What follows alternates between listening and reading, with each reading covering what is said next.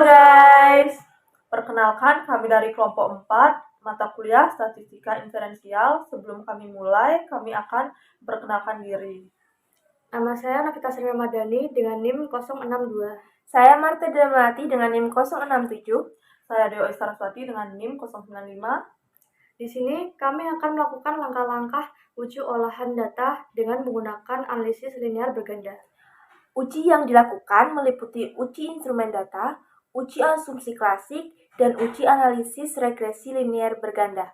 Selamat menonton! Nah, di sini adalah data yang akan kita olah. Selanjutnya kita masuk ke SPSS.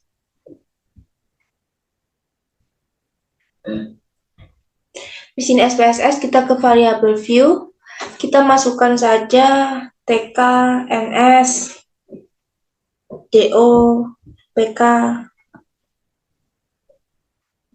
dalam ini.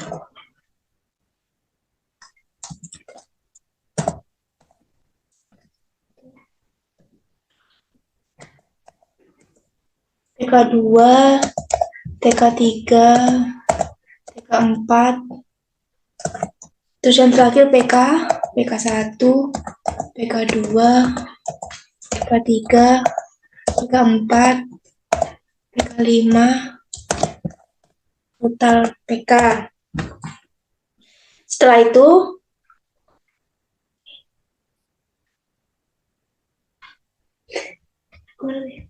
itu yang di bagian label kita tuliskan yang di totalnya aja. Di sini kita tulis nilai sosial, tata kelola. Di sini kita tulis nilai sosial. Di sini kita tulis dukungan organisasi. Dan yang terakhir kita tulis perilaku berkelanjutan. Nah, setelah kita masukkan semua, kita masuk ke data view. Kita ke sampel datanya. Datanya ini. Sampel datanya ini kita pastekan semua. Copy paste semua.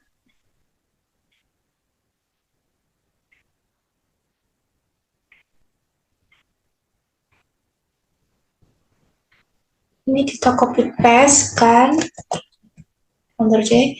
Cuma angkanya saja ya teman-teman, ininya nggak usah. Lalu kita masuk ke SPSS tadi. Masuk ke SPSS, kita copy paste. Nah, seperti ini. Terus uji yang pertama yaitu uji validitas. Pertama, klik Analyze. Setelah itu kita klik Correlate dan pilih Bivaret. Kalau uji validitas itu termasuk totalnya, kita pindahkan ke variabel, terus kita klik OK.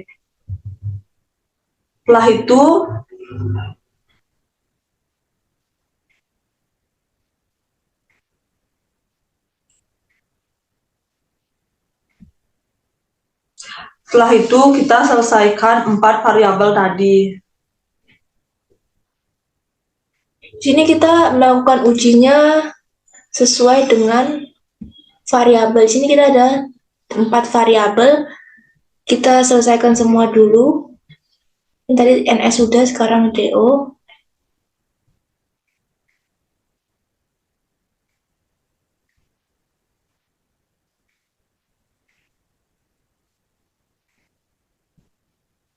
NS5, nilai sosial, kita oke. Terus masuk lagi ke analis, reset,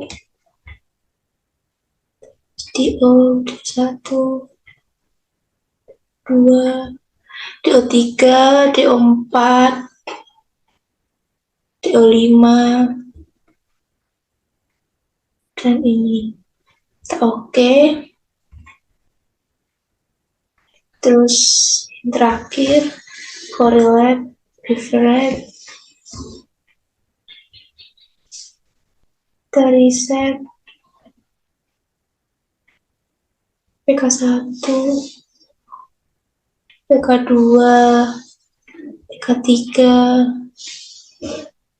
PK4, PK5, dan perilaku.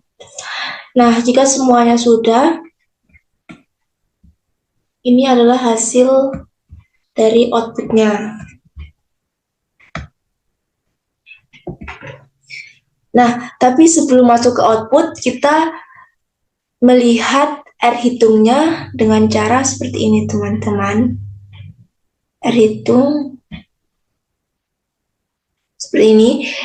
Tadi kan sudah diketahui bahwa ada 200 responden, di mana R hitung itu DF N dikurangi 2. Jadi 200 dikurangi 2, 198. Dan di sini tadi kita memakai 0,05.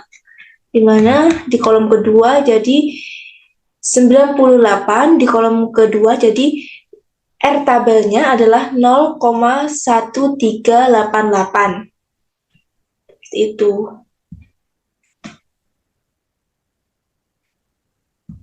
Jadi interpretasinya dari hasil ini yaitu Jika nilai R hitung lebih besar 0,1388, maka data dinyatakan valid.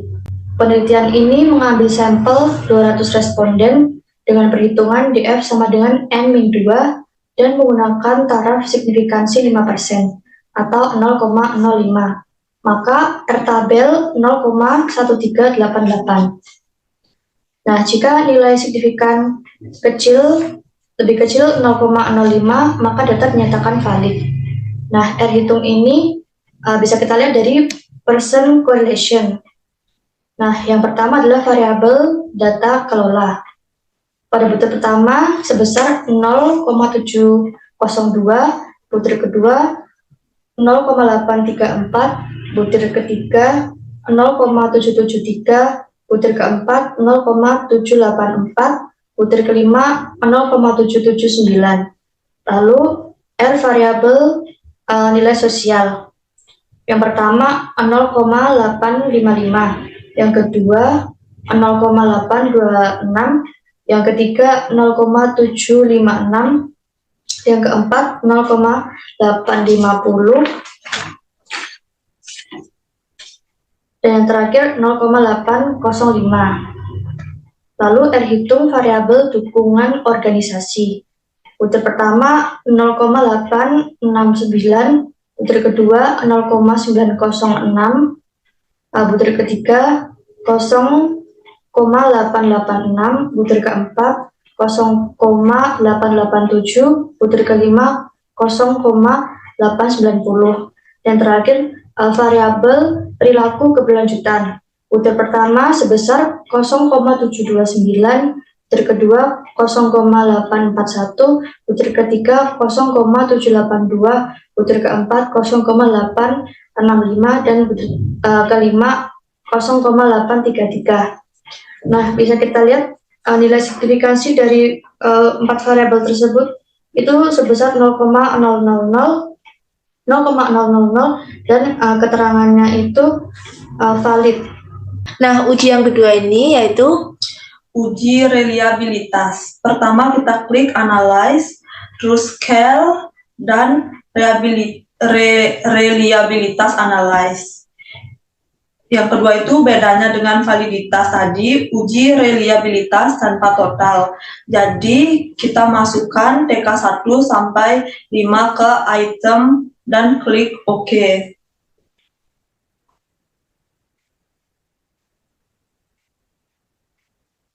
Di sini kita juga menyelesaikan 4 variabel tadi sama analis, scale, reliabilitas analis. Kita riset, kita masukkan yang NS. Bedanya di uji ini totalnya tidak kita masukkan,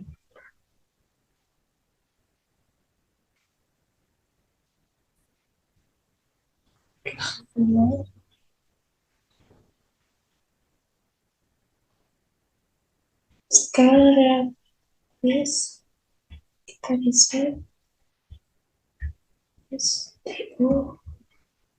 DO1, DO2, DO3, DO4, DO5 kita oke. Yang terakhir analis scale reliabilitas detik kita reset PK1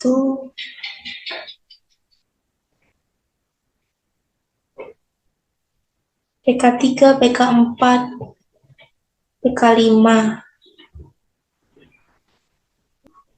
Nah, di sini kita mengambil yang reliability statik aja. Di sini ada 1, 2, 3, 4. Dengan interpretasinya, Nah, 4 variabel ini M of items-nya kita dapatkan sebesar 5. Lalu untuk Cron's batch alpha pada variabel tata kelola yaitu sebesar 0,831. Variabel kedua nilai sosial sebesar 0,862. Lalu variabel dukungan organisasi sebesar 0,936. Lalu variabel terakhir yaitu perilaku keberlanjutan sebesar 0,869. Nah, data dinyatakan reliable karena Cron's batch alpha di atas 0,60. Jadi keterangannya semuanya reliable. nah, uji berikutnya yaitu Uji normalitas. Pertama kita klik analyze, regression, dan klik linear.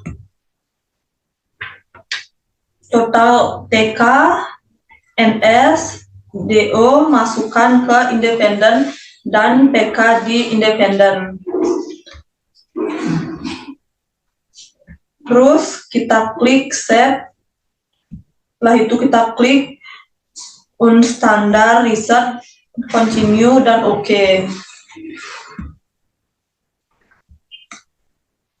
Kita abaikan outputnya, balik ke SPSS dan analyze non-parametric test dan legalisi dialog dan on sampel K.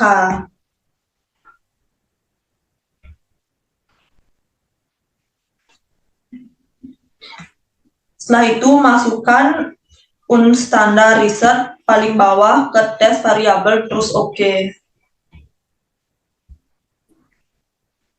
Dan itu kita mempunyai hasilnya yaitu seperti ini dengan interpretasi Nilai signifikan sebesar 0,000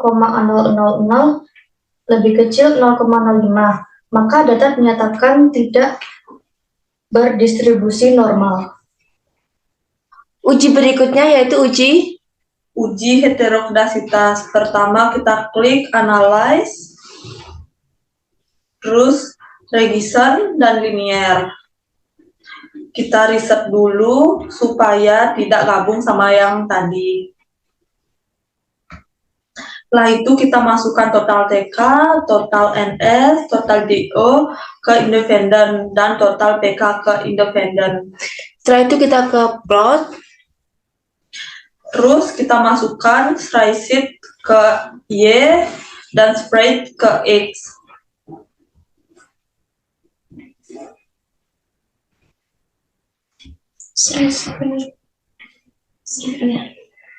Setelah itu kita ini centang yang histogram, terus continue dan OK.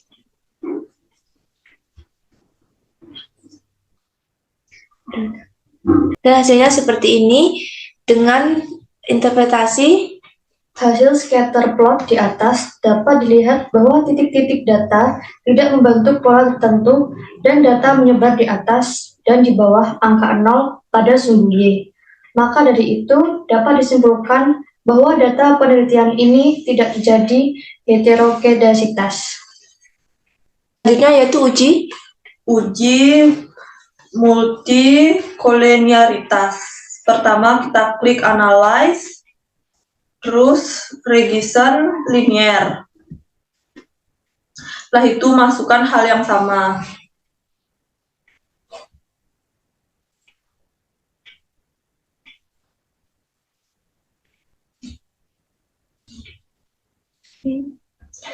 Terus klik statis, kita centang collinearity, terus continue dan OK.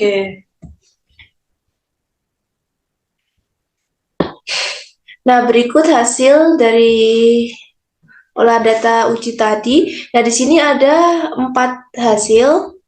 Kita di uji multikolinearitas ini mengambil data yang koefisien ini dengan interpretasi.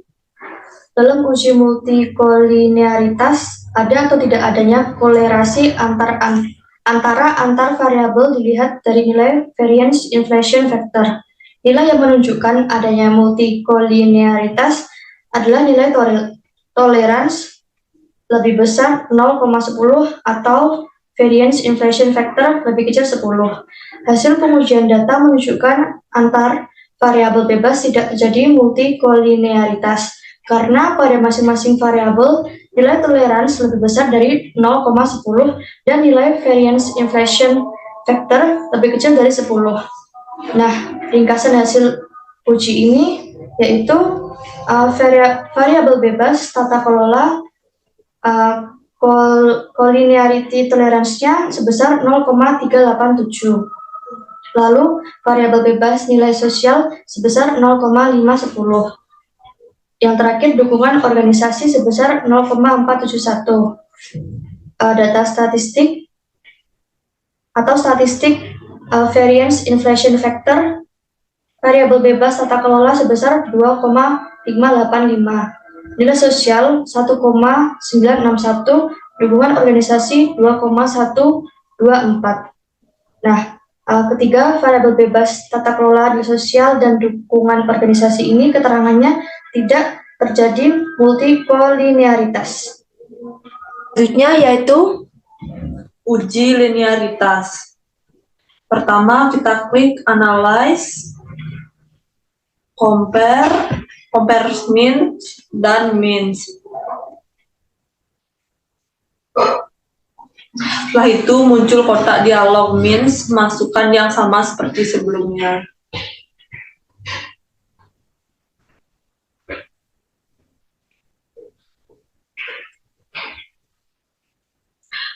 Setelah itu kita klik option beri tanda centang pada text for linearity, klik continue dan OK.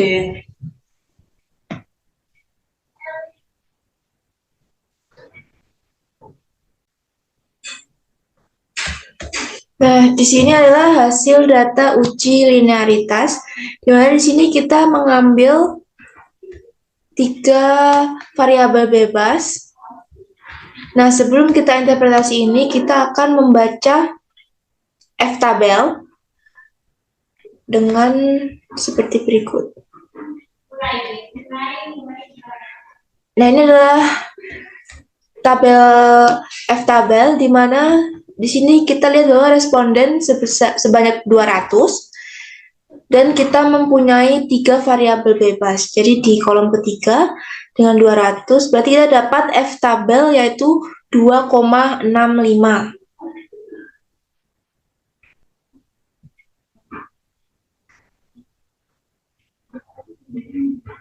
Nah, dikatakan terjadi linearitas jika nilai signifikan di atas 0,05 dan nilai F hitung lebih kecil daripada F-tabel.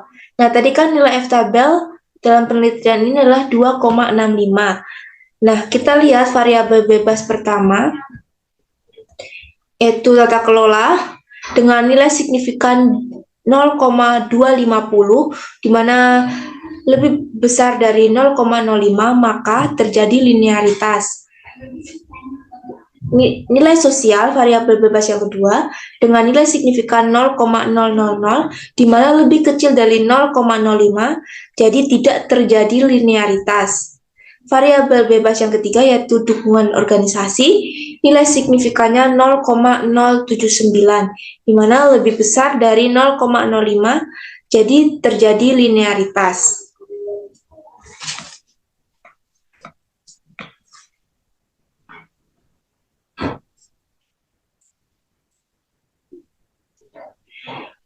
Nah, kita masuk uji yang berikutnya yaitu uji analisis regresi linier berganda. Pertama kita klik analyze, habis itu regression,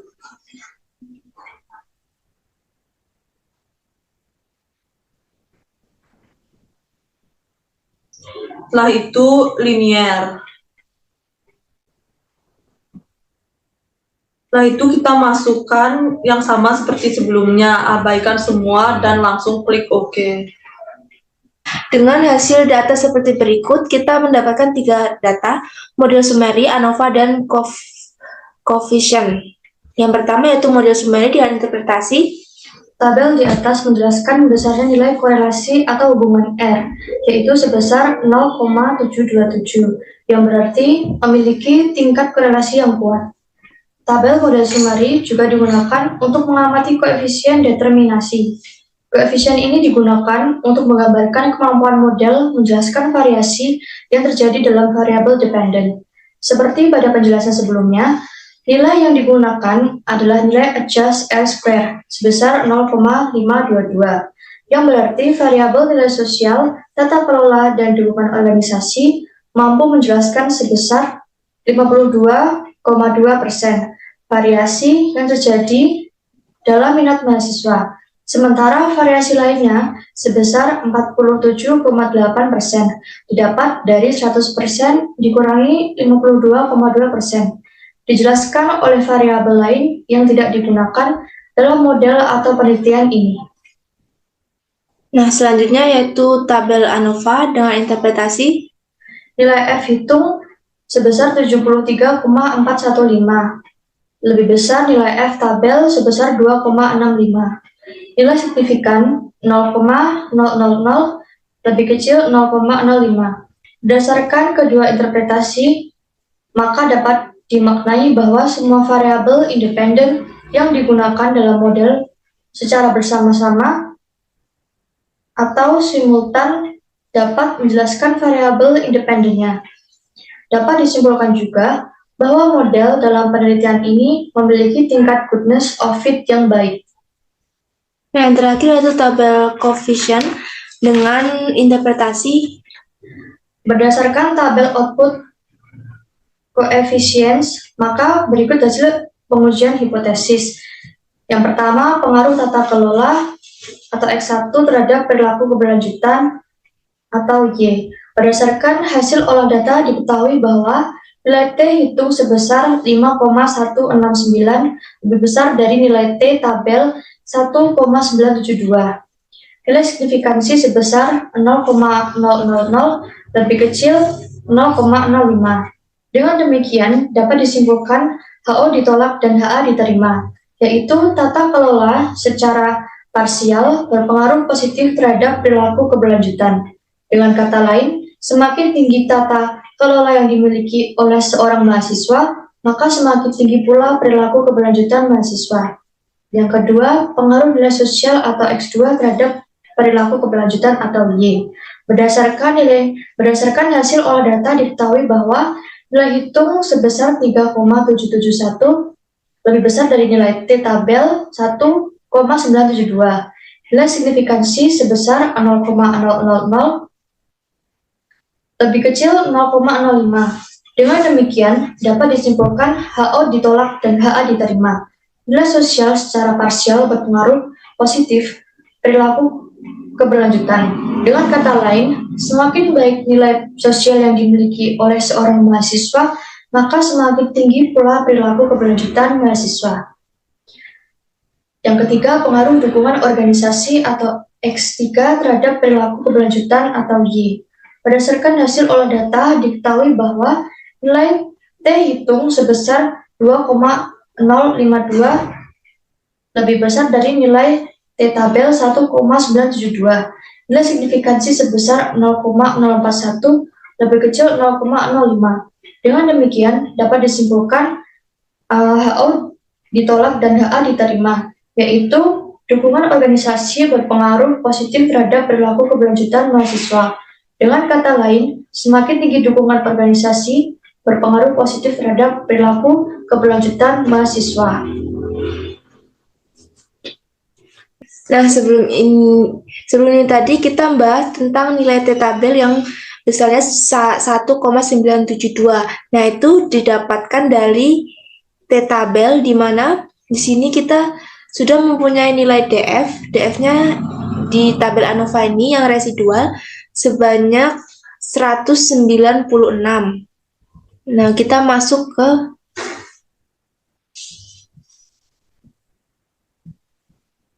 Nah, ini adalah tabel T, di mana tadi kita mempunyai DF yaitu 196.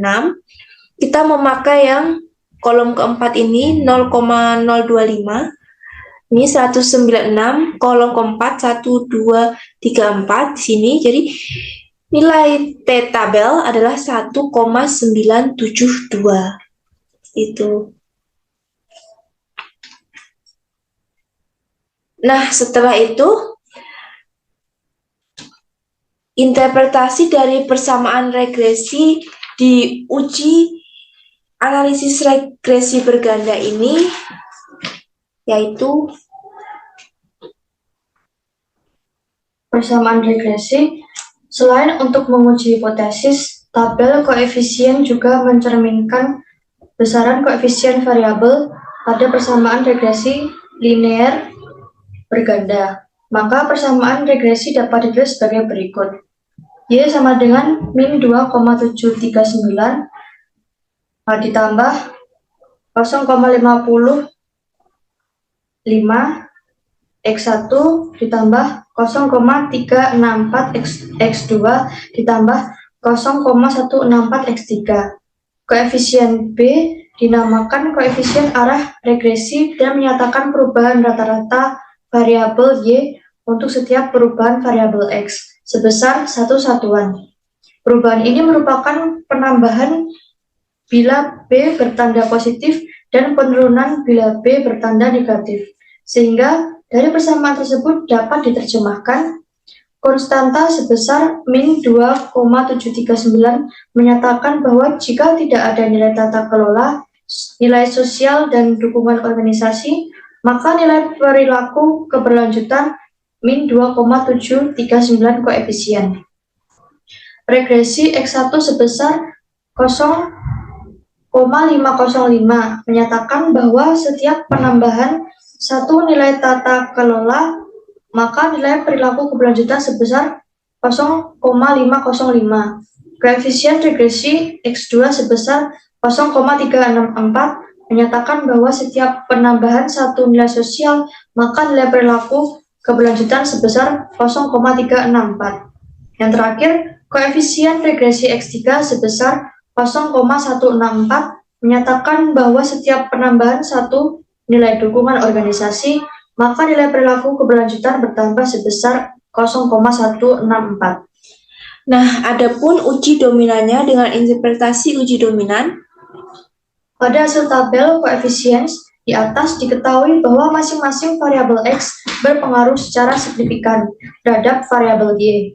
Selanjutnya, nilai beta untuk masing-masing variabel bebas yaitu tata kelola sebesar 0,505, nilai sosial sebesar 0,364, dan dukungan organisasi sebesar 0,164. Maka, nilai beta yang paling besar adalah variabel tata kelola.